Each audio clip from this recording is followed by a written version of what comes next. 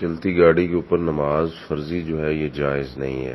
ہاں البتہ ہوائی جہاز ہے یا کشتی ہے یا کوئی بھی لمبا سفر ہے جو 2 دن کا ہے، 20 گھنٹے کا ہے، 24 گھنٹے کا ہے، اور آپ کے پاس کوئی ایسا نہیں ہے سسٹم کہ آپ اتر کے نماز پڑھ سکیں، تو اس میں جائز ہے. حضرت ابو ہریرہ رضی اللہ تعالیٰ عنہ سے مصنف ابن ابی شیبہ کے اندر. لیکن اگر آپ گاڑی پہ سفر کر رہے ہیں، مثال کے طور پہ بس ہے یا کار ہے یا کوئی بھی ایسی چھوٹی سواری ہے، اور آپ اس کو کسی بھی جگہ پہ کھڑے ہو سکتے ہیں، تو ادھر کھڑے ہو کے ٹائم پہ نماز پڑھنی چاہیے. اور سفر کی تیاری کی مصروفیت کی وجہ سے نماز چھوڑنا، لیٹ کرنا یہ شرعاً جائز نہیں ہے، کیونکہ وہ تیاری ایک دن پہلے بھی ہو سکتی ہے.